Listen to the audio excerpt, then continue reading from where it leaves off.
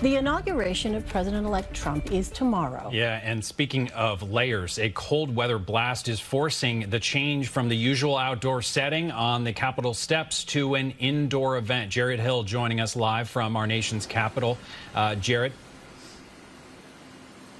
Hey, Doug and Elaine. Yeah, it is chilly this morning. I have on a heated vest underneath this, but nothing compared to what we are expecting tomorrow. And that's the reason for that change to the indoor setting. But this is bringing also its own set of possible new challenges.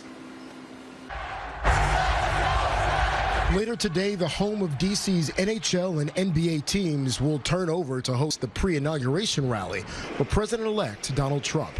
And now Mondays stand in for public viewing for his second inauguration. A bit disappointed, but it needs to happen, so I'm looking forward to it. It's very historic. Trump wrote, with an Arctic blast sweeping the country, the change needed to happen, adding he doesn't want to see people hurt or injured in any way. We're not worried at all about that. We know how to dress warm. We can be responsible.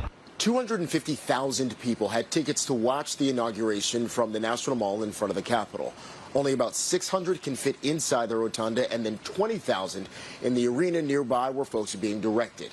The gap is creating some potential new security concerns. You have a lot of people that were hoping to watch this inauguration physically present who are no longer going to be able to do so.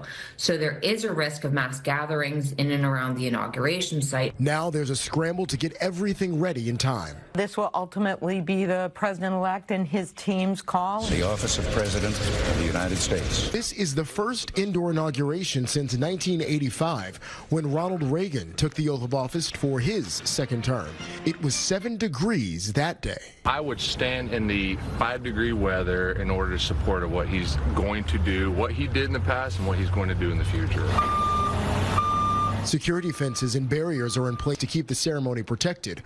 Meanwhile, Saturday, thousands of protesters filled the streets of D.C., hoping to turn outrage into organized opposition to the incoming Republican White House, House, and Senate. And speaking of that incoming president's new priorities, we're learning, again, a bit more about what he plans to do, including mass immigration raids that are scheduled across the country in the coming days. Back to you. All right, Jared Hill, thank you.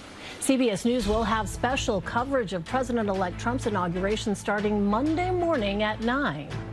And our Christine Johnson is in Washington right now to cover the inauguration for us. You can look for her reports right here on CBS News New York throughout the day today and tomorrow.